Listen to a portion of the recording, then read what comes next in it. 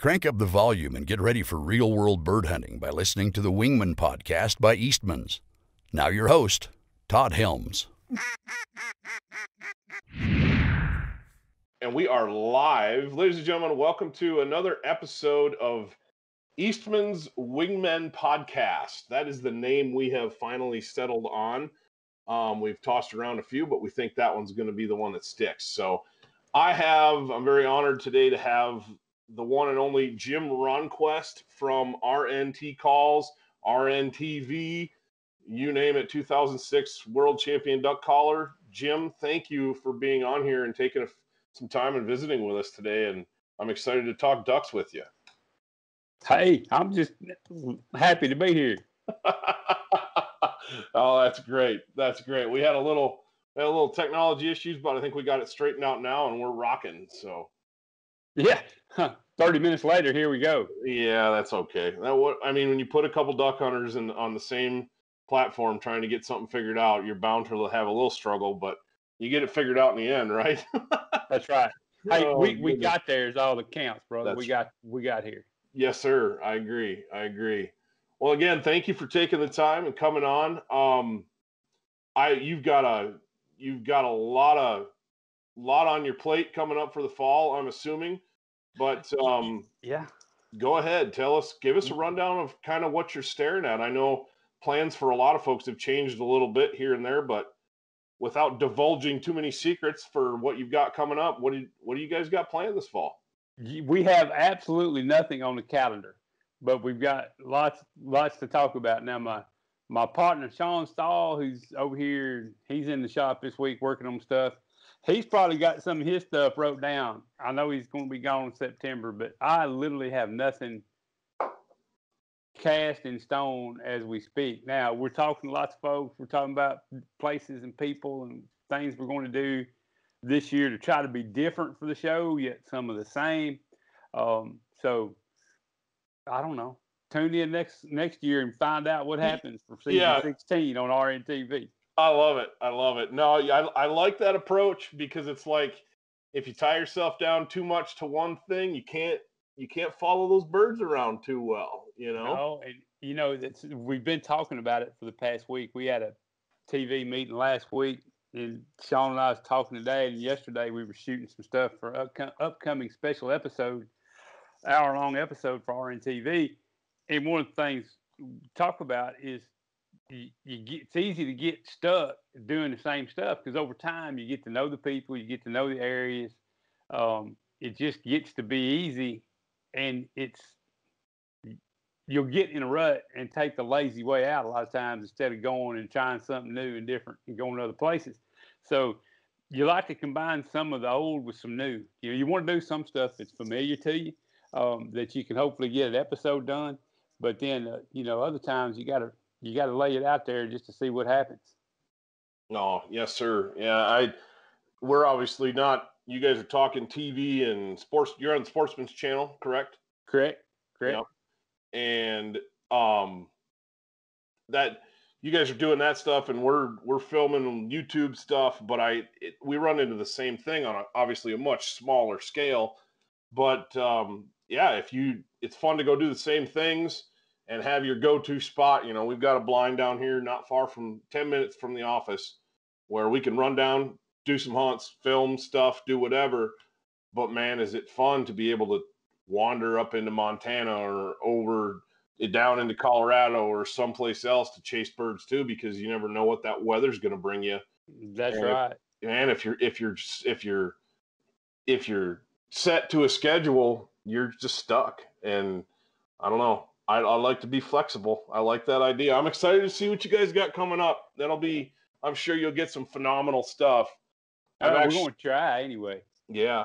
I've actually got Sean scheduled to sit down for a podcast next week. Oh, so cool deal. Yeah. He said that. We was talking a minute ago about some stuff, and he said, yeah, I'm doing that next week. So I said, well, that's cool. And we say, here's something else. We got some new stuff coming this year yet. Episode 7 airs this week. It's a really cool dog show with Sean and Rick Stosky talking about some retriever stuff. It's a really excellent show. And then the following week, we start back with episode 1. So The following week, you'll be able to catch, if you haven't caught the show this year, you'll be able to catch episode 1 through 13 in its entirety. But there's new stuff coming for quarter 4. So episode 8 through 13 will be all brand new again. So, cool. And what got a cool what hunt time coming. is that? This is, let's see, Saturdays at 3 Eastern is anchor. There you go. Slot. But yeah, we got some new stuff coming for later this year. So that's all good. Oh, exciting. No, that's really cool. Very, very, very exciting. And that'll be neat to see. You know, you talking about, you got some dog stuff coming up. I just happened to catch earlier this morning, I was flipping through on your Instagram channel, actually, your Instagram feed, and you got a little pup that you're working with right now from what I saw. I do. Little puppy's out of my female Charlie, who's a Grand Hunt Retriever champion and Master Hunter with Master National Pass, and Sean Stahl's field champion, Carl with a K. So Tiny has got the blood to make it, but he was the runt. You know, he's just been fun. But the little guy's pretty smart. He wants to be your buddy, so just fun to play with him. Oh, go ahead. Well, I really wasn't planning on keeping a puppy out of this litter, but having a daughter that helped birth those puppies and raise them till they all went to new homes, she kind of twisted my finger a little bit about keeping a puppy, and now she's going back to college, and Daddy's got a puppy to take care of. You get to keep the dog. Yeah, exactly. Now, the video that I saw, you were he was giving you a hard time about, he's pretty wound up about his food. Yeah, it's supper time, man. Time. Yeah, he woo at you. And it's turned into a game, but he knows to go in there and sit down, so he's told it's okay to go eat. So yeah, he's doing for 3, almost be 4 months old next week. So he's doing all right. That's cool. Yeah, no, that's really awesome. I had to laugh. You know, he goes in his kennel and you're talking to him and he sits down. I mean, he knows the drill. He's got it figured out. And, you know, you're throwing all these different words at him. And then you finally give him, I think you said his name. I did. And that was his release command, and he could eat. And I have a 3-year-old and a 5-year-old daughters at home. And I've got a duck dog, obviously, and they have taken over feeding him. And that was part of the deal. They had to learn that he doesn't get to eat when he wants to eat. He gets to eat when you tell him to. And I tell you what, watching a 5-year-old and 3-year-old boss that 8-year-old lab around, tell him sit, you know, and he has sit, and then all right, and our command is eat. You know, she tells him eat, and he'll get after it. But I had to laugh. I saw that video. I thought, yeah, buddy, I've been there. I know what that's like. That's awesome. Oh, goodness.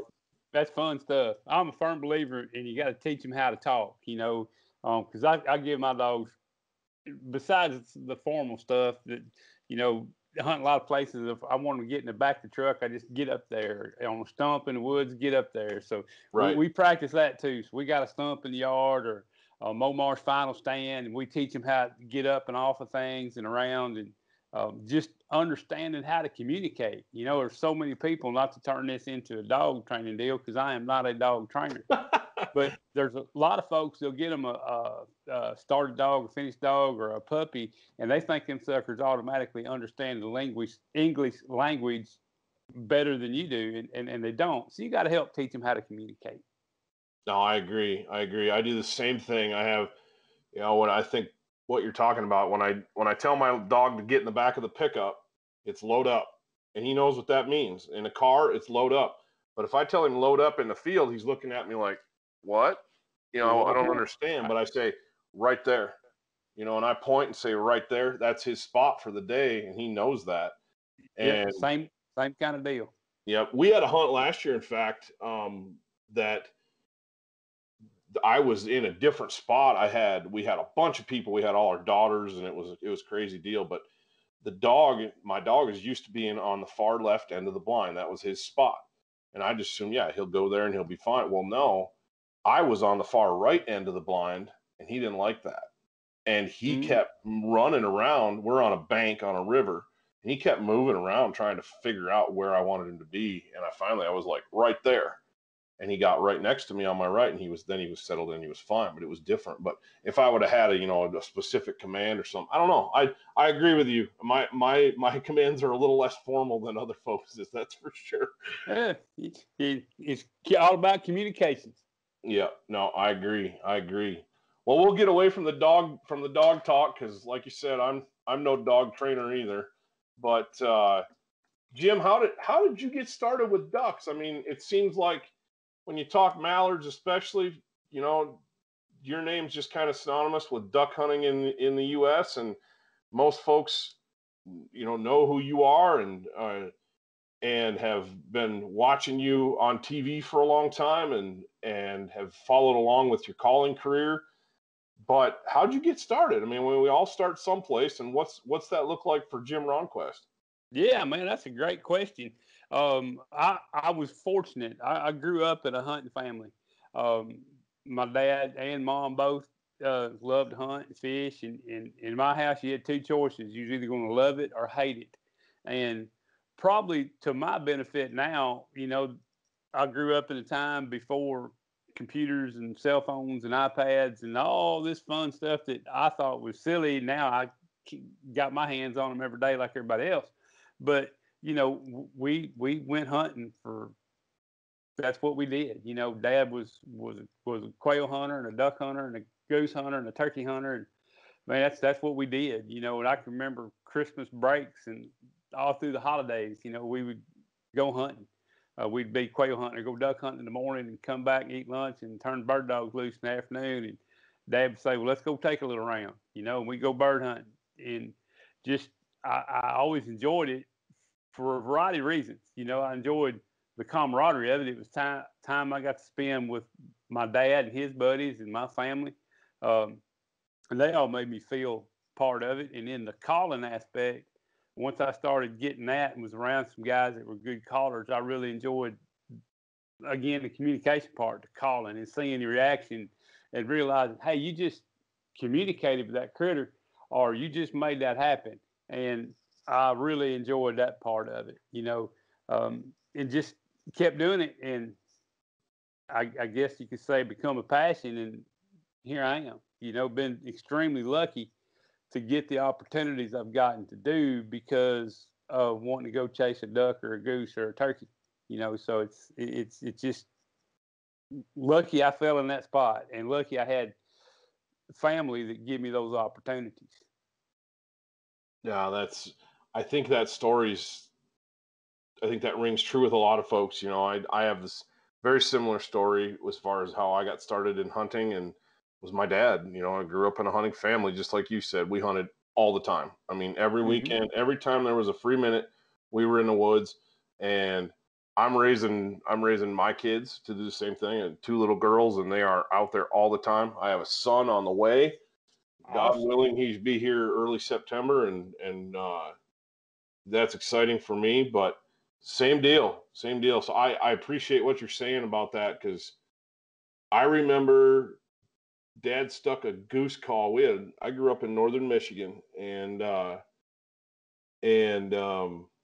lot of the we hunted a lot of geese, and Dad stuck an old, man, I think it was an old goose call in my hand when I was 10 years old. I started playing with it.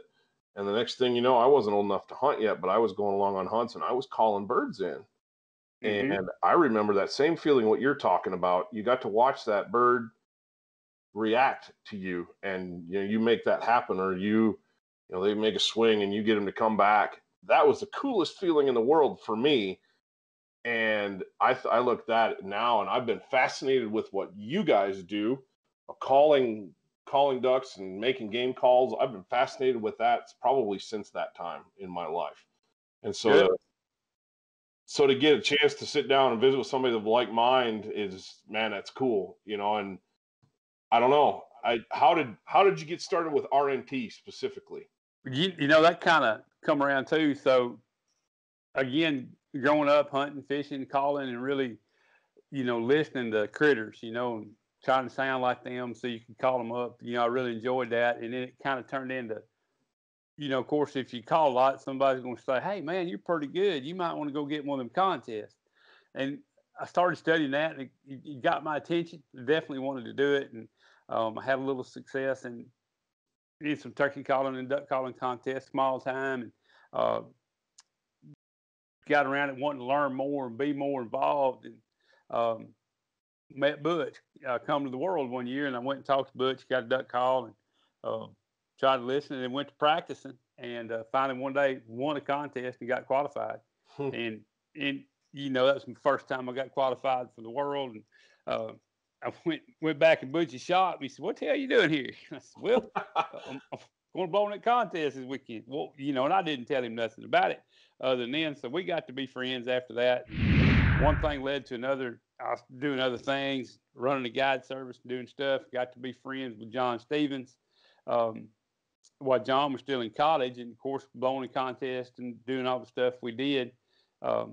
While he was in college, we started getting things growing a little bit. And then when John bought the company in '99, as Butch's health was getting bad, I just kind of fell in place working with John from the early days when he took it over to now. And that's been 20 some years ago, and it seems like it was yesterday. Yeah, it's amazing how time flies. Like when you get involved with that. I had a buddy come out and visit me last week. He was here most of the week, and he was laughing. We were laughing because he said, "Yeah, hard to believe." He was talking about his son. He's like, in 6 more years, he's going to be in college. And it's like, you blink and time. It's like you just said 99, and I remember 99 like it was yesterday. Oh, yeah, me too. But it was a while ago, and yeah, it's like, I mean, I remember watching the RNT videos and all that stuff, and you guys are hanging out at the Worlds and with Butch, and I think his health had already started to deteriorate at that time. But I'd been following that for, it seems like, forever. And so to hear you talk about way back then, but man, it just, I don't know. It wasn't that long ago, but it was at the same time. It's crazy. Exactly. That's well said, right? It wasn't that long ago, but yet it was. Yeah. 99 was a heck of a good duck season too that year. We've had a couple good ones since too, but everybody remembers that as a great duck season. And I don't know who I was listening out here. If you're of that age group, please don't take this offensively. It's not meant that way at all. But we do have a saying about class of '99, and it's interesting how things has changed.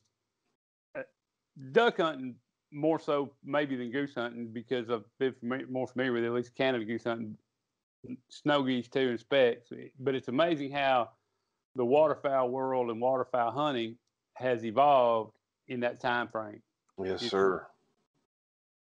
It's pretty amazing to me. You start thinking about how things have changed and what has changed, and from habitat to birds to attitudes to you name it. It's a lot of water's run under that bridge in that 20 some years. No, I agree completely. I look back at pictures from 99 and 98, 99, 2000, and in that time frame, and it's like, wow. First of all, I'm like, holy smokes, I was young. And second of all, I look at it and go, wow, I can't believe so much has changed. Like you said, in the industry itself, and in the culture of duck hunting, waterfowling, kind of across the board. But I look at even the stuff we were wearing, the stuff we were using, it wasn't that much different. The stuff we were wearing wasn't that much different than the stuff that my dad grew up wearing or our grandfathers grew up wearing, as far as keeping you warm and dry, compared to what we have today. It's unbelievable. It's unbelievable. But you talk about that 99 season being a standout. What does it take? I mean, what made 99 special? What does it take to make a great season down there in your neck of the woods? I think there's just several things fell together in 99. There was a couple of them together, 98, 99, 99, 2000, right in about the turn of the century there. Boy, that's weird to say. that's just kind of come out of nowhere. But I know it. We had a lot, ducks were really coming back off. The prairies were coming back off the big drought. 98, we had some water here in the bottoms. 99 was a dry duck season here. if you were a public ground hunter, like except for the one private place I had, and we spent a lot of time in public woods back in those days because we at that time we could still commercial hunt on state and federal ground. We got water late that year, but early we had, again, a perfect storm. Had a really good hatch. You know, mid-continent mallards, B-pop that year mallards was 11 million plus, and they had really good recruitment. And some weather started hitting early in the plains and northern tier states, and we started getting some early migrations. And I remember it being warm, and I'm like, oh man, this sucks. A little story here. This is a good one. The week before that duck season opened, and again, at the time I was running Rich and Tone Guide Service, and we weren't a big outfit by no means, but we'd gotten to the point to where we could stay full to what we can handle. You know, we can handle 8 folks a day pretty easy and keep most time people at least on a decent hunt. So I had one group of 8 coming, wanting to hunt all together. I'd been working on blinds and finishing up. I had a place we hunted in the old Dead Timber Creek. And if you remember some of the early RNT videos, you saw that place. I do remember those videos. So and I remember what you're talking about. So we're getting ready to go, and man, I'm still kicking cottonmouths off the duck blind porch every other day, you know, and wasn't seeing no ducks. And I told my wife, I said, Rosie, I don't know what we're going to do. I said, there ain't no ducks around. We got this big group of hunters coming in. And look, regardless of your thoughts about commercial hunting, at that time, that was a main part of my wife and I's business. Our livelihoods. We'd just been married a couple of years. We was borrowing money from the bank to operate on. And I know you hear a lot of folks, they go on hunts and, you know, they don't hit it right. And the guide may not be able to give her money back. There was a reason for that. For us, I was like, my God, what are we going to do? These folks are going to come. They're going to hate me. They're never going to come back because we ain't got nothing around.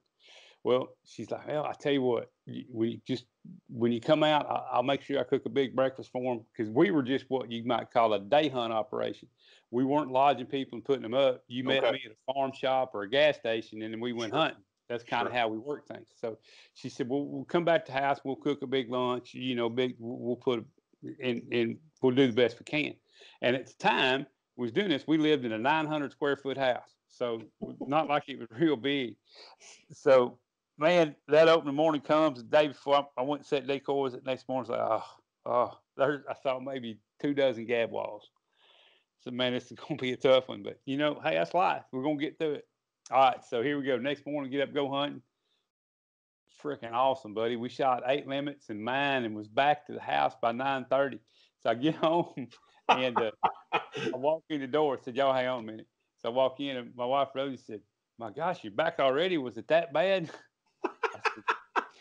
I couldn't keep a straight face. I said, no, we done. And she said, what do you mean you're done?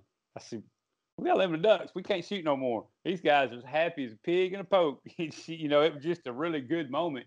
But that started a run of a great duck season. You know, we averaged, I think we had one blind. That one hole killed over 1,500 mallard ducks that duck season. We just had a really good straight run at ducks. And that was before we even learned how to turn the spinners on, you know. So that was just, you know, back to it. I think that duck season, things fell right, and we had a push that night, and just everything fell in place. And you know, I kept the calendar that I kept track of, and I don't do that anymore on purpose because we got too caught up in numbers, and it's not about the numbers; it's how you play the game. But every now and then, I'll go back and dig them old calendars out because I write down every day, you know, what blind did what, and I got past that because that ain't the deal. But it's just fun stuff, fun times, and that year will probably go down as not the very best, but one of those years that you go, that was a good duck season. Yeah, that was a great story. I tell you what, I appreciate you sharing that with us, because that, I think everybody, you know, whether they're talking about guiding or whatever, everybody's had that empty feeling in the pit of their gut where it's like, man, this morning's going to suck. When there's no birds around, and then every now and then you get a surprise, and that's like yours, and you don't know, you know, obviously if you've got paying clients, whatever, you've got to get out of bed, you got to make it happen. And I love the idea that your wife was going to feed them breakfast, you know, and do the best you can, because that's all you got, you know. But if you don't, it just goes to show you, if you don't sleep in, get up, go out, because at the end of the day, it's about how you play the game, and you get out there and you never know what's going to happen. And hey, if you don't go, you don't know. Well said. Absolutely. I had a morning similar here. It wasn't a guided deal, but it was taking a couple guys out that I'd never hunted with last year. And I remember thinking, man, I don't know. It was our ducks were vampire ducks. They were feeding in dry fields all night long because it was really warm. It was warm for us. It was, in the 20s and 30s and bright sunshine all day long. And they were just sitting on the water, not doing anything. And we didn't have a lot of birds anyway. But I took these two guys out. We wanted to go hunting, and it's like, all right. So we went out, and I remember telling one of the camera guys here, I was like, don't just sleep in. Don't worry about it. I was like, it's just gonna go out and we're gonna have a good time. And if we shoot some ducks, great, but I'm not planning on it being any good. We got out there, and we get the decoys set up, and it's starting to get shooting light, and nothing's going on. And all of a sudden those ducks decide to come back from the field, and it was a cyclone. Probably 2,000-3,000 mallards trying to get into one little stretch of river, and it was just a cyclone of ducks getting in there. And we shot our 15 greenheads and got out of there as fast as we could. The dogs were going crazy, but just goes to show you, if I'd have called those guys and said, nah, don't worry about it, we'll do it another time, it's not going to be any good, we wouldn't have had that morning.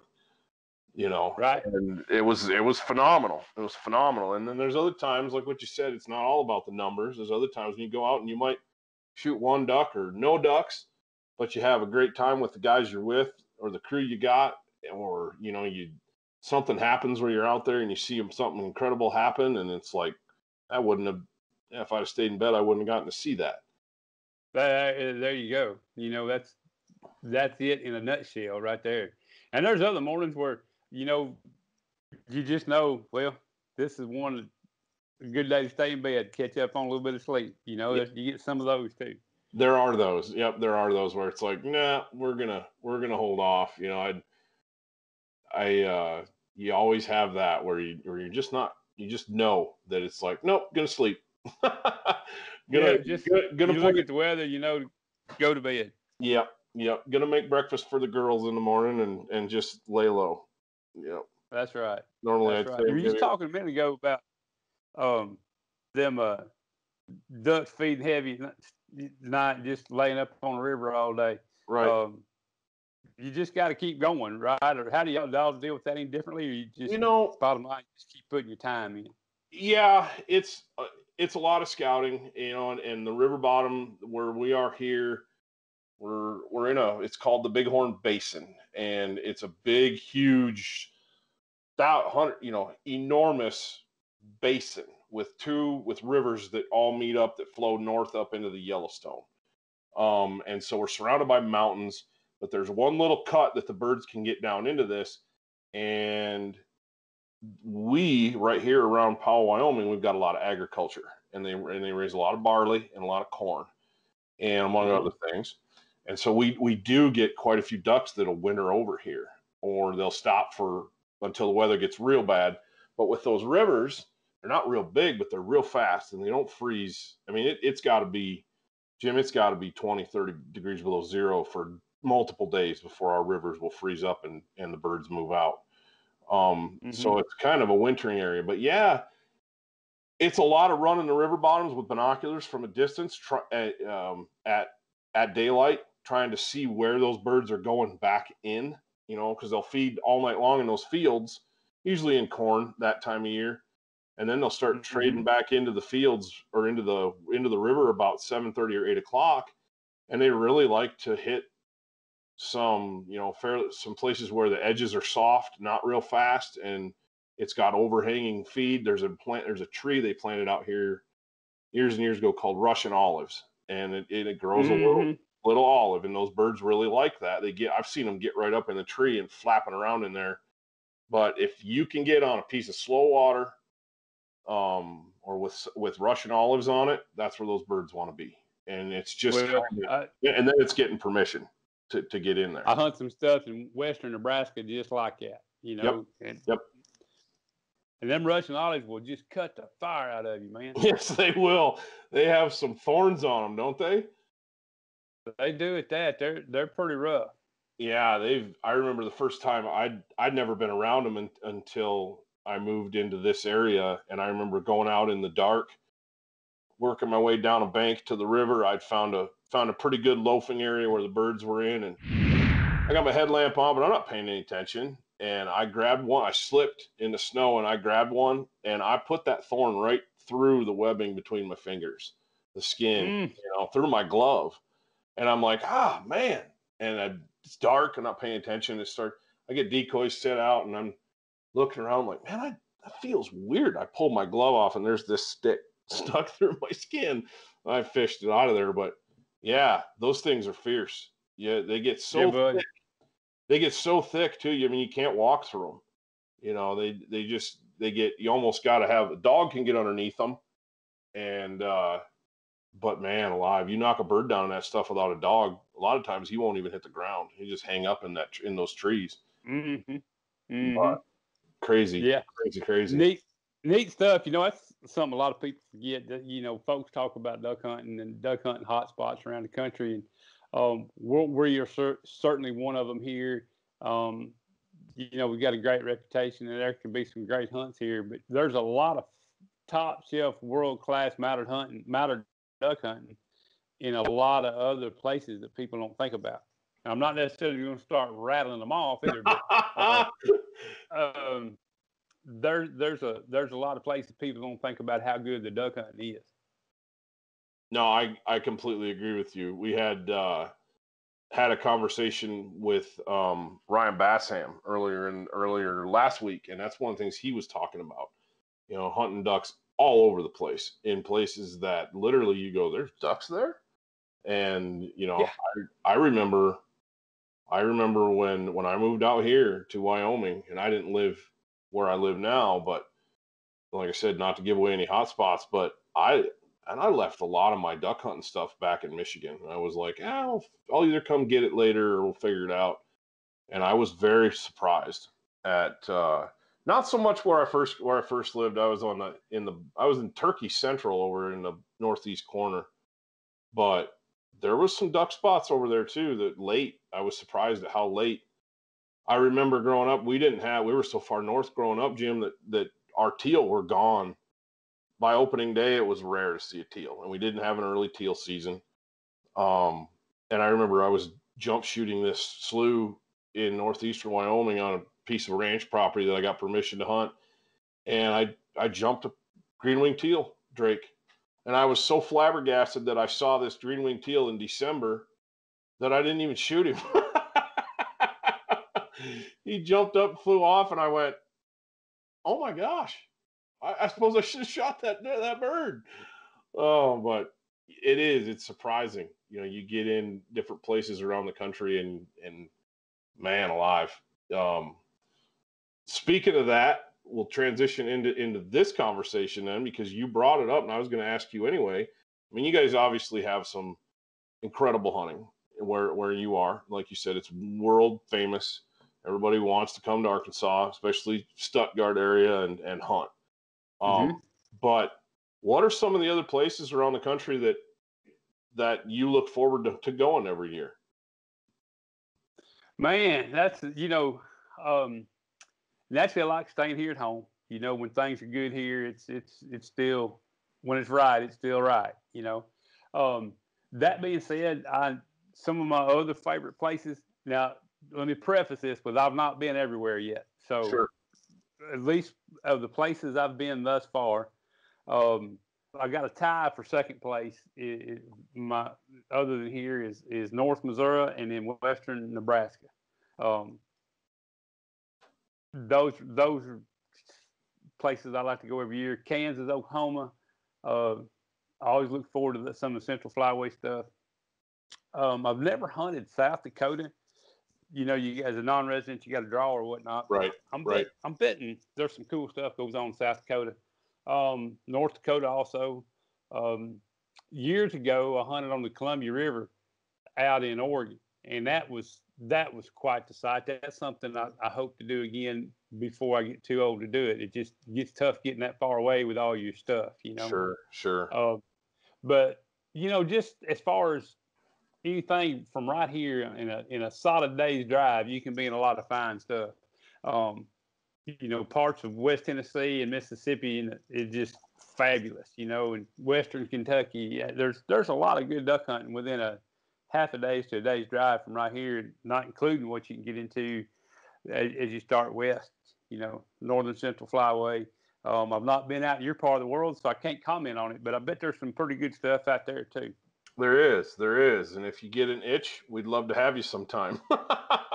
We've definitely always got room and blinds and would love to show you. But that, you're talking about the Dakotas. I've got a buddy that lives in North Dakota, and it's a lot like where we grew up. Their season is, they're out of birds by November for the most part. I mean, they're froze up usually, and a lot of those birds are moved on.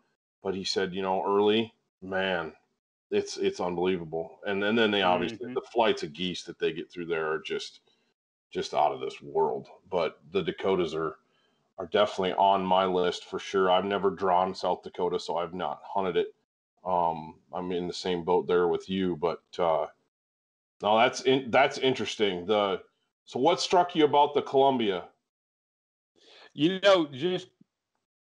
I was out there. When was I out there? In the early 90s. At the time, I was a pro staff guy for another call company, and the hunt opportunity came up, and got to fly out there and enjoy it. But what struck me was that big, wide, shallow river, and all the ducks trading up and down the river, and the lack of hunting pressure at that time. Of course, hunting pressure then. This is kind of a weird one to get into. There was more duck hunters probably then than there is now, but the pressure now seems to increase because those of us who are participants tend to move around more. That gets into a whole nother rabbit hole right there. But I just remembered all the ducks, and I think we were hunting near I think it's the McNair Refuge. Okay. I think that's it. Let me look it up here. I think that's what it's called. I think you're right. I think you're right. I'll look at the same time. We hunted with Paul. Everybody's heard of Paul's Pond, Paul Sullivan. Yep. We was hunting with Paul Sullivan back then, and just had a wonderful trip. McNairy National Wildlife Refuge. Yep. I think that's it. Yep. I think I'm looking at it with you. Same time. I think it's McNairy. And I remember, and I was out there during our duck season here, and at the time I was guiding for another outfit. And I was calling home every day, and they was getting them here, and we was getting them there. I said, man, boys, this is way different out here. This is pretty cool. I think it's McNairy. Where's McNairy at? Well, that's what I was just looking at, but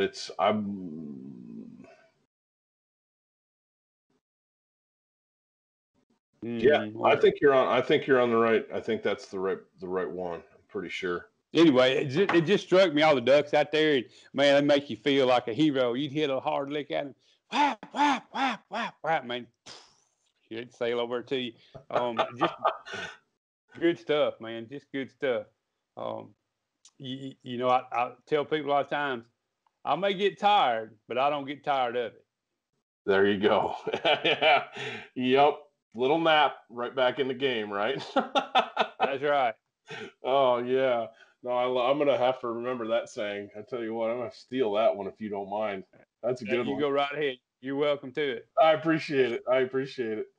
No, and the other one, you always got to remember at the beginning of every duck season, it's not a sprint, it's a marathon. Boy, isn't that the truth? Isn't that the truth? How many, so when do you guys start down in Arkansas? What's your start date, and then what's your end date? We will start the Saturday before Thanksgiving. Okay. Which this year is 20-something. And then we will go to the 31st of January. And we'll have a break in between. So we have a big split season. So this year we'll run from looks like November 21st to probably first split will probably the 21st to the 29th, most likely. May run over into the Monday the 30th. Then we'll be off for a little over a week, that first week in December. And we'll probably start back somewhere around the 10th of December and run till the 23rd of December. I don't know why they do that here, but we'll be off Christmas Eve and Christmas Day. And then we'll start back the day after Christmas and go to the end of January. Interesting. They do something similar for us. Our split is earlier it's earlier in the year. There, I got it up now. Our split is earlier in the year than yours is. We start earlier, but we've got 2 flyways here.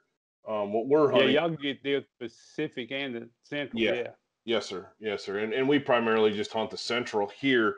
You got to get over on the western side of the state, along the Idaho border to get in the Pacific stuff. But yeah, we're looking at an October 3rd start here with a closure from the 18th of October to the 31st of October. And then we run through till January 19th. And so and it's kind of like, I don't know. Everybody has their wish list, right? But I'd almost sacrifice those days in October for days later in January, because like I said, we get so many birds that winter here, or we'll start seeing reverse migration and it's kind of like, man, I don't know how many years in a row now we've had it where we're still killing geese. We can hunt geese into February, but you're out there limited out on geese, and you've got mallards just swarming you, and you can't do it. You can't do anything about it. And I was just going to ask you when you thought your best time of year to hunt was. I would say those weeks in January are awfully good. I've had some really dead dates in November. You're chomping at the bit to get out there, and you get some time off around Thanksgiving, and you get out and get in the woods and around the river and the fields, and there's birds, but not like there are the end of December, January. We usually get a cold snap in December, and it seems like with that cold snap comes birds, because it chases them out of some of the stuff they're sitting on in Montana. And holy smokes, you'll go from one day where you go for driving, you're not seeing hardly anything, the same couple hundred birds you've been seeing all fall, and then all of a sudden the next morning you'll get up and there'll be birds everywhere, or you'll go outside at night to let the dog out, and there's birds flying over in the dark, and you hear them coming in. And so I would say January. Like I said, I would trade those first 15 days of October for 15 at the tacked on to the end of January for sure. Right. No doubt. Right.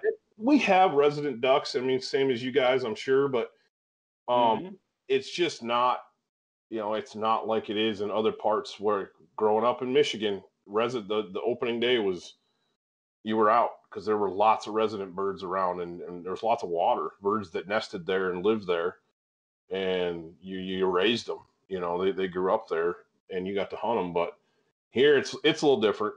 There's lots of Wyoming that's high and dry, and there's no water for ducks. Well, I think that's probably beneficial. Now, we don't have many ducks we raise in this part of the world. There'll be a few stay around.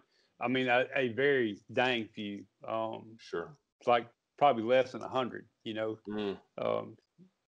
but you'll get them early ducks. We'll get some mallards that are calendar mallards. The first depends on teal season. Depends on that first good cold front we get. There'll normally be a mallard or two early. You'll hear an old hen hollering somewhere. They'll just get caught up in that first little run there. And then, you start picking some more. But Thanksgiving's always a prime time for some of the stuff here around Stuttgart. Some of the old time private woods places here, that Thanksgiving time frame is still pretty good. You can mark your calendar that somewhere into the second week in November 7th, 8th, 9th, 10th, right in there, there's going to be a big push of mallards show up. A buddy of mine, one of my good friends, manages a place. And we always talk about it. We'll go looking around early November. We'll go check a rest area, and there'll be a few mallards around. And all of a sudden, sometime in that week, that time frame, there's going to be a pile of them show up. And it's just, and they're calendar ducks, but then you'll get more as the year moves on. But those are always fun to get started with, for sure. Sure. Yeah, it's interesting to talk to fellows from different parts of the country, and see when their times that they think are their best times are, or when they see pushes of birds. It's the same thing when we always get a big storm in October. Usually it's early October, somewhere in the first 2 weeks of October, we always get a big storm. And with that storm, there's always birds. Then they're coming right out of Canada. Mm-hmm. They're fresh out of Canada or northern Montana, but usually southern Canada.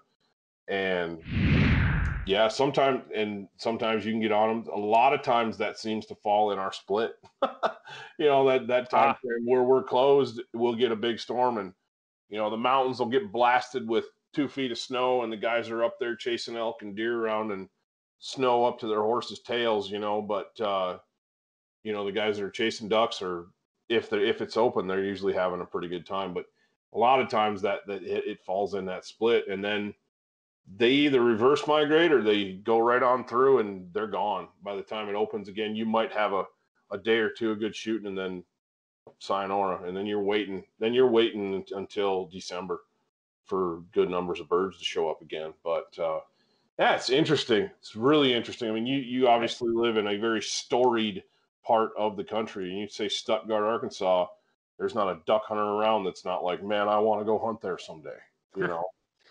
Well, it's at least fun to come see. We ever get rid of this COVID-19. It's certainly a fun place to go see. And if you're a student of mallard duck hunting history, I notice I preface that as mallard duck hunting history. Right. It's really cool to come see it and realize that it's just another piece of dirt, but it represents a lot to duck hunters anyway. No, I would agree with you, and that it's been on my list for a long, long time, and unfortunately, I have not made it down there. But I tell you what, when I do, I'm gonna walk in and shake your hand. Yeah, man. Yes, sir. But yeah, it's just a cool place. Like I said, it's one of those things. I remember as a kid, my dad was fascinated with the East Coast, the Chesapeake Bay area, and Maryland. You bet. Yes, sir, Easton. And I remember going. Man, I couldn't have been more than 12, 13, maybe 14 years old. And he took us, we were out there, and we went to Easton.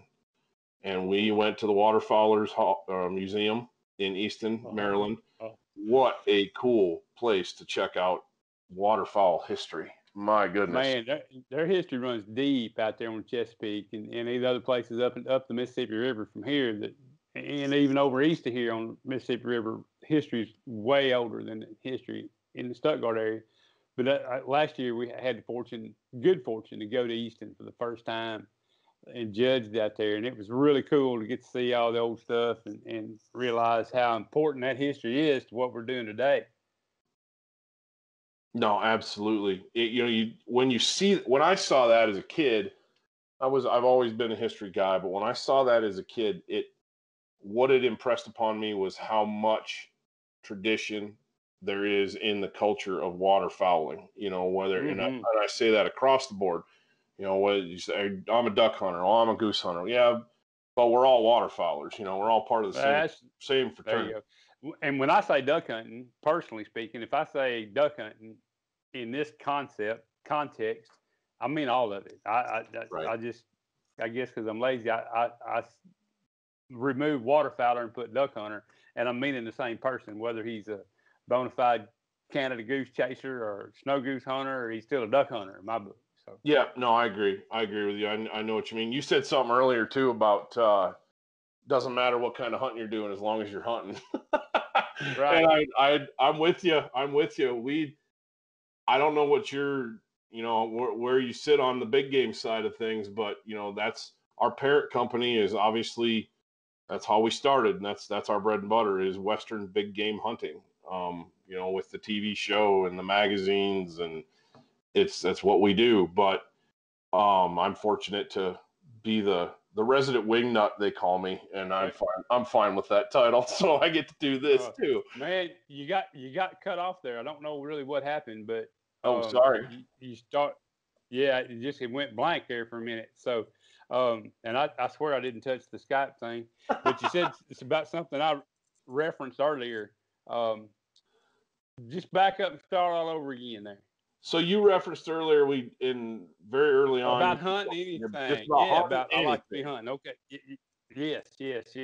Yeah, and so one of the things that we get out here is our parent company, Eastman's, is obviously big game. I mean, that's what we do, from the TV show to the magazines and books and videos. And very familiar with it. One I like to watch. Yeah, well, I appreciate that. And they call me the wing nut because and that's fine with me because I get to where they're sitting at home watching football. I'm hunting ducks and chasing geese, so that's right. Fine. But anyway, that's so much of what we do here. Our season doesn't start till October, but a lot of times in October we're busy chasing big game still. And when that thing closes down is when our waterfowl season really gets going. And there's a very distinct. Kind of the beauty of it. Man. That's something the past couple of years I want to start doing more of is big game hunting. So I did a mule deer hunt a couple of years ago in Nebraska. Last year I did elk hunt in Utah. And all the years growing up, circling back around to how I got into it, Dad loved to hunt. He liked rifles. He liked building rifles and shooting rifles. But we didn't big game hunt a lot. It's kind of interesting. Dad was a bird hunter more than a deer hunter, but he really liked hunting rifles. And I remember, growing up reading Jack O'Connor and, just reading about Western big game hunting in the Model 70. So being our partnership with Winchester, I got to take a Model 70 Super Grade and go hunt a big old bull elk with it last year. So that was kind of a turning point. So I want to try to do a little more of that while I'm still able. Absolutely. You hit the nail on the head there too. We were having a conversation in here this morning. One of the guys just took off for a archery mountain goat hunt. And, he's young man I think he's 30 or I think 32. And he's just all go, no quit, all the time. And, and we kind of laugh, I was telling him I got to get horses straightened around and get all that stuff squared away for October. So he's like, horses, he's laughing. Of course, we just dropped a video with him with his last year's elk hunt using horses in the backcountry. But you got to find a way to make, because your body's only going to last so long, and you got to find a way to do it. And I don't want to transition this into a big game discussion by any means, but you had said that about as long as it's hunting, I don't care, and I'm right there with you. I feel the same way. Yeah, I mean, I have my priorities, but that's fun stuff. I know you didn't want to turn into a big game deal, but I'm going to ask, how much go for time do y'all get to spend in the backcountry? A lot. It's one of those things where living out here, it's kind of, it's hot right now. I'm sure it's hot where you guys are too. And you, at least we can escape it. And we joke about that. It'll be 90. It's hot. I don't know how 90 something out here today, but it's like all I got to do is go drive an hour and I'm at 9,000 feet and it's 30 degrees cooler, and I can do that every afternoon if I want to. And I'm saying at night out there now, even this evening, it might be 95 right now, but this evening, if you're outside after dark, you're looking for a sweatshirt or building a fire or something. Yeah, it definitely cools down. But getting around that that's what I mean is we're in the backcountry all the time for that reason. We all love to fly fish. We all love to backpack hunt or backpack with our families, or, I didn't make it into that drainage this year. Let's jump on horses, or, hey, let's just throw the backpacks on and let's go check some stuff out. Constantly. You're just summertime is you just want to be in the mountains. That's where you want to be. And I hate to say it, but my retriever spends more time running around in the mountains in the summer than he does probably running drills. But he's all right. He's happy. 8 years old, so he knows every, what I expect of him. I just got to keep him in shape now. Right. That's it. They remember. They know. They know exactly what's going on. No, absolutely, absolutely. So, how did your elk hunt come about in Utah? Yeah, that went pretty easily, I guess. So one of the people we work with at Winchester Firearms, Glenn Hatt, is the manager of the Winchester Firearms brand for Browning. And him and I got to be buddies. And I said, man, that's something I've always wanted to do an elk hunt. And he has a buddy, has a ranch that's part of that. What do they call it out there? I want to say ranching for wildlife. Yeah. You got to have a big enough track that Right. they get so many guaranteed tags and whatnot. And so I saved up my money and sold a couple odds and ends to come up with enough to book the hunt, basically. So it was a private land Utah hunt. It was just pick your dates and go. Went in September. I should have waited longer. Something stuck in the back of my mind is I always said, never pass one on the first day, you shoot on the last day. Yeah. So I got to hear a little bugling, but I didn't get up in the big middle of it, snot slinging, bugling. But there was a nice 5-point bull herding a herd of cows over one of them high mountain pastures. And I thought, boy, that's sure pretty. There you go. There you go. And he's a nice 5x5 bull. All right. He's the biggest one I ever shot. Let's put it like that. There you go. Absolutely. And then I thought, man, I still had another whole 4 days to hunt, before I had to come home. So I probably should have hunted longer, but again, it kept back of my mind. I kept thinking, if this was the last day, you wouldn't think twice about it. And I heard that, might have heard it on one of the Eastman shows or read it somewhere about never pass one on the last day. You never pass one on the first day, you shoot on the last day. So sure. I flipped the switch on the 300. There you go. That's awesome. Yeah, that happens. That happens. It can happen with waterfowl, with hunting in general, where sometimes you make a decision and later on you look back at that and go, I should have shot that bull, or man, I should have sat that hole that morning, and done this different. It happens every year where you make a decision early in the hunt to walk away from something, or not to go do a certain hunt, and the weather rolls in and your opportunity for the next few days is taken from you, and you might not be able to get out. We had a hunt last year where it was opening morning. We had one of the guys from the office had his son out, and this YouTube video actually dropped, I think next week or anyway, soon, but it was his son's first elk hunt. And we were able to call in this bull, and it was like, he's looking at me, said, "What do you think?" And I said, "Man, it's been snowing for 2 days and it's not going to stop.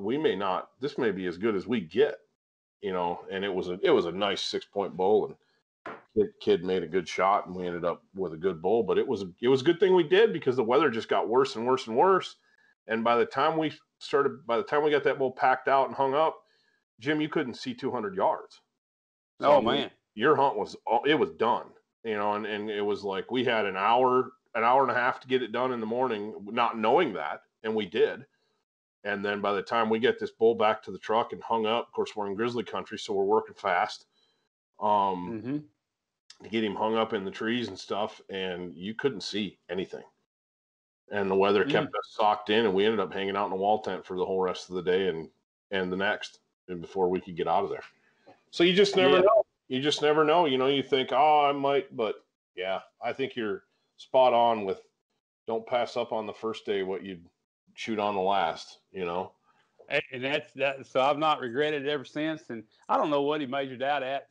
One of the guys out there did. I got to get my antlers because couldn't bring anything back to Arkansas because of our CWD deal. Yeah. Or, it's got to be boiled and dried or whatnot. So we're going to try to meet up in Nebraska so I can get my antlers. But there you go. I think it's, everybody said it as a 5-point, he's very respectable. So, hey, it's good by me. I'll go for a bigger one next time. Absolutely. I like what you said, next time. And That's right. that means there's more to come. No, I sure hope so. That's good stuff. That's good stuff. I love it. Yep. So what, I mean, kind of getting back to the waterfowling. You said you're wide open this year. You don't have anything really written down or anything planned. That said, if you got stuck someplace hunting one type of duck for the whole rest of the year, what's it going to be? Man, that's a no-brainer for me. I don't necessarily want to be a mallard purist, but I'm 95% one. So if you just got to make me pick one, it'd have to be a green top. How's it going to be? Where are you going to do it in the timber? You going to do it in a? And the reason I asked this question is I've asked this question to just about everybody so far, and I've had like the last 6 guests say, "Man, flooded timber mallards, hands down." Man, and that's probably what I'd pick because that's what I'd like. But I'm gonna be a little bit more broad than that because the woods is where my heart is anyway. But maybe it's small waters. Maybe maybe we'll expand woods into, you can't call it flooded timber, but warm water sloughs in western Nebraska, a little tight bend in a creek. Maybe it's on a small river system somewhere, and you're breaking them high trading ducks, and that's my favorite. Granted, I love going to places, some of the nice tracks of private woods, and ducks are coming to that track. They've been in the field all night, and they're coming to the woods in the morning, and they're cruising the timber, and they're happy ducks chattering everywhere, and you got to steer them around. But it's breaking them high trading ducks late in the morning in big tracks of them river bottoms, with a big river. And you've had a big long boat ride to get there, and it's as wilderness as you can get for this part of the country, and you're way deep in them woods breaking high ducks on a December blue clear sky. That still turns my crank. Oh man, that's good stuff. That's good stuff. You talk about breaking high ducks. That's for somebody that might not understand what you're saying. You're talking about calling hard at birds that are way up high that are not really looking at where you're trying to be, and you're getting their attention and pulling them down to you. Correct. That's exactly that. Well, I call it hunting trading ducks. Right. They're trading from point A to point B. I would think some of your country out west would lean to that pretty well. Ducks flying in rivers. And just, get 2 or 3 guys that's used to calling and working together, and you get a bunch broke, and then another bunch sees them spinning, and you start picking up some more. And that's the creme de la creme of mallard duck hunting right there to me, especially if you're doing it in the woods up in the river bottoms. I love that. I love that because that's one of the things that, you do some writing, and you do, you give, it's obviously seminars and tips on calling and tips on hunting. And one of the things that I had seen most recently of yours was, I think it was for Ducks Unlimited magazine, and you had talked about late season ducks. It might have been an article from last year, late, but about toning things down but the whole point of what you're talking about is knowing what calls to make, knowing what to do in those various situations. And you talk about, we get a lot of the same thing out here where we get those ducks trading back and forth. They might come back to the river first thing from the fields that they've been all night long, but then they want to fly up and down for, a couple of hours. And then by midday, they're pretty well settled in someplace. And I don't know if trading routes, Yes. And you know what they're doing. You just kind of play it by ear, but sometimes backing off makes a world of difference. We got a show coming up. It's going to be on the fourth quarter hunt we did in Mississippi on a couple really fine legacy type properties over there. We got an invite to. My first trip was around New Year's, and then we could hammer on pretty good. We had a little cold front, and then the next time was right there at the last week of the season. They invited us back, and we was kind of wanting some more footage, and the weather was different. And the guy said, "Man, we hunted yesterday and didn't do nothing." And we just ducks fly around, didn't do nothing. So I changed everything up, changed my tactics, and we got the great duck god give us one, and we shot limited ducks on camera that morning. But we changed. One guy said, "Man, almost like a different person. Well, was you blowing a different call? I said, no, I was blowing the same call I blew last time. We just changed the way we went at things, and that's sometimes can be a big difference. And traveling, you're kind of one of the things traveling around doing the show deal. You get the opportunity to go a lot of places, but you're going in blind, so you kind of pay attention to local knowledge, local talent, Sure. and then try to apply what you think you know along with theirs, and then experiment, because you got to call at them before you know how to call to them. So, can I steal that too? Yeah, you can borrow. You can all borrow. right. Deal. That is so true, though. You know, you go and it's in what you said about the 2 different days. You see that every season where you're talking to ducks one way on this day, and it's working, and you go back 2 days later or maybe the next day, and it's not working for whatever reason. If you were hot on them, every time you blew the call and you just blasted at them, just got right in their face with it, they just reacted. They just banked right in, and they were eating it up, right? You couldn't keep them off of you. You go back 2 days later, might even be a different spot, so you're working different birds, and nope, nothing. You got to barely get their attention, and then maybe some squeaks and some chatter, and that's it. That's right. And every day is a new day, so just always got to keep that in mind. No, you got to call at them before you know how to call to them. I love that. That is very, very true. Very, very true. You hear it all the time. Growing up, we hunted a ton of public, and that was a lot of what we had. And big sloughs, big, huge open marshes or bays off of the Great Lakes.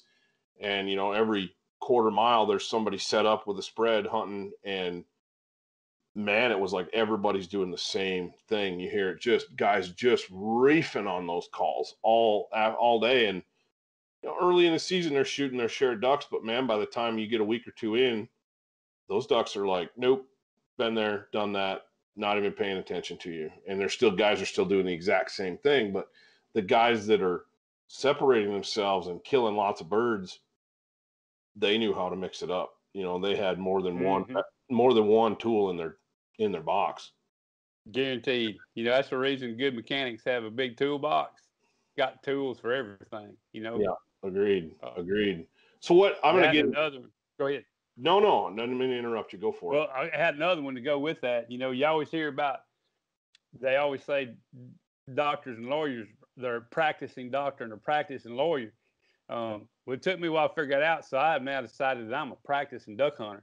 And the whole the whole point there is you always got to be trying to learn something new, because they're trying to learn new things, new ways about medicine, new things about the law. So they're practicing, meaning they're in operation, meaning they ain't afraid to learn, So just one last little tidbit there. But go ahead. What was you fixing to ask? No, I agree with you completely.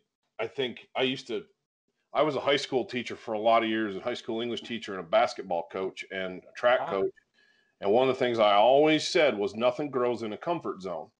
When you get stuck in a rut, you get comfortable doing the same thing over and over and over. Well, sometimes that works, but it doesn't always work, and if you don't have the ability to change things up, whether it's calling ducks or, winning ball games, you're going to struggle.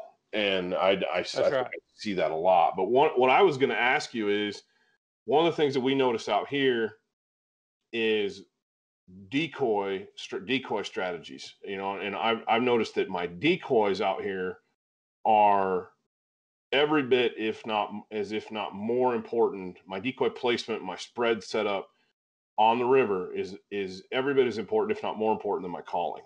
Because my calling, I believe that. Man, my calling gets those birds' attention. They see it.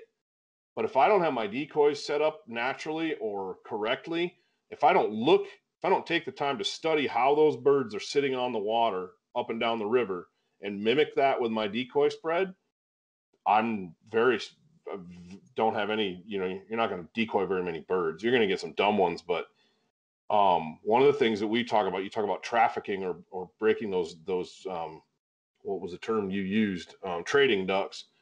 Mm-hmm. We do that a lot. We got birds traveling up and down the river a lot, and to get their attention, I've got to run a lot of decoys. I can't run just half a dozen decoys like I can do on a puddle someplace or a pond someplace and shoot ducks. I've got to have a big wad, because they get up and down that river, and whenever you see birds just all of a sudden just dump into something without even looking twice, if you can get over there, there's usually a big wad of ducks right there. And that's why they have the confidence to do that. And that's something that I've had to learn on locally here is I got to run a lot of decoys, and they've got to be set right. They've got to be set naturally, like in an eddy, not maybe a duck or two in the current. So that's my movement, but otherwise they've got to be tucked up against the bank or up underneath the olives, and they've got to look just like real ducks. I don't know. How do you guys combat that? Well, it's the same way you talk about that. We had an issue a couple years ago. We was hunting on the Arkansas River in Colorado and had a lot of ducks. And why ain't these ducks finishing? And we never could really figure it out until we flew a drone and seen how ducks were setting. And then in Nebraska a couple years ago, hunting a really narrow slough, man, ducks would work, but they wouldn't finish right. I'm like, what is going on? So started looking how them ducks hang out on them small sloughs. You know how they are. They're narrow. Man, they're no wider than a pickup is long. Absolutely. And you got to be very cognizant of how ducks are sitting there, because they figured out. They may have a brain the size of a pea, but the good Lord taught them. Mother Nature's taught them well. They learned how to stay alive pretty good. And evolution being what it is, they figure out that, man, them funny ducks that's making all that racket, that's not the way old Joe and them be setting down the river there. So there's definitely something to that for sure. Whereas in the woods, it's important for sure. You definitely need movement, and you tend to place decoys for visibility and in blocking. We'll set up a lot of decoys trying to block ducks from going certain directions. I'm sure y'all do too. But that general look is important. It's got to look natural. Yeah, that's the biggest thing that I look for scouting birds. It's like, and you get guys that are new to it, or they'll ask you, well, why did you set this up the way you did? And it's like, because this is exactly how the birds were setting yesterday when I scouted it. They was up on the banks. A lot of times I'll throw out, there's one spot, Jim, I use a bunch of field decoys, because there's a big bank that's sandy, and it's got overhanging Russian olives. And I'll put some floaters in the water where those birds can see them, but then I'll put a couple dozen field decoys up underneath those Russian olive branches, and so it looks like there's birds up on the bank feeding. And those birds are working. They can see them, but they can't get a real good look at them. But they can see, there's ducks here up underneath those branches. And man, it makes we do the same thing in the woods, where they see them on one side or don't see them on the other. Big believers in jerk cords. Yep. I get it. Yeah, no, it's interesting. Are you still there? Yeah, I am. I was answering a text there. Sorry about that. No worries. You just cut out on me for a second real quick. Definitely got to be paying attention. And that's one of probably the cool things about duck hunting, is it's more than just one thing. It's calling, decoy placement, concealment, scouting. It's a whole number of things that come together. And from just the outside looking in, it looks like a bunch of dudes just going out there and setting and shooting shit all morning, making a bunch of racket on some calls and hoping something comes in. But it's way more to it than that. Oh, I completely agree. We were able to get Guy Eastman in the duck blind. It was on a goose hunt. It was after duck season, but he came out with us on a hunt last year. Said he never would. Died in the wool, big game guy for 3 generations, and I don't know, but we got him out there, and he had a good time. Cool. He had a good time, but he said that same thing. He's like, I give you guys a lot of crap about, this is just a coffee club, with shotguns and duck calls and stuff. But he said there's more to it, and he kind of realized that too. And so And the reason I say that is I think you're right. There's a lot that goes into it, and it go back to saying duck hunter, but what we really talk about is waterfowlers. Same on the goose side. I've been a fan of Sean Stalls for a long time. Kind of grew up in the same area, and man, that field hunting geese, especially geese that are residents that don't go anywhere, that's an art, and you've got to have everything absolutely squared away, or you're not going to kill birds.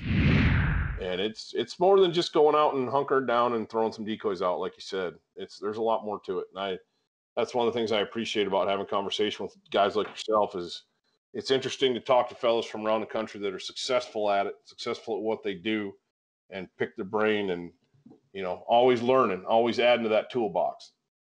Always trying to anyway. You always got to ask questions to folks who's there because you'll learn something from them. Yes, sir. Yes, sir. Well, I already asked my closing question, Jim. We've been on for over an hour, and I'm going to let you go. I appreciate your time. I appreciate you. I've really enjoyed our conversation. And I've already asked my closing question. You said it was mallards and small water mallards. Small water mallards. Yeah. River bottom woods, little small water places is where I would be my preference if that's the way I got to finish up. Oh, that's so cool. I'm right there with you. That's mine too. I would agree with you. It's interesting to hear the guys the flooded timber purists, as we like to laugh about it, but talking about, well, that's not flooded timber, that's brush or whatever. But small water, I'm with you on that one. I like that small water idea. But well, Jim, thank you very much. I appreciate it, and the offer's open. You get out this way or get a wild hare and you want to come to Wyoming and hunt, give me a holler, man. We'll make it happen. Well, I just may do it. I'm thinking about some stuff out that direction for this year anyway. So I may hit you back up at another time and we'll discuss it. Perfect. Yep. You're more than welcome. Thanks again for your time. And I really enjoyed visiting with you. Likewise, partner. Enjoyed meeting you. Have a great day. Yep. You too. Yeah. See you, buddy. All right. Bye-bye. All right.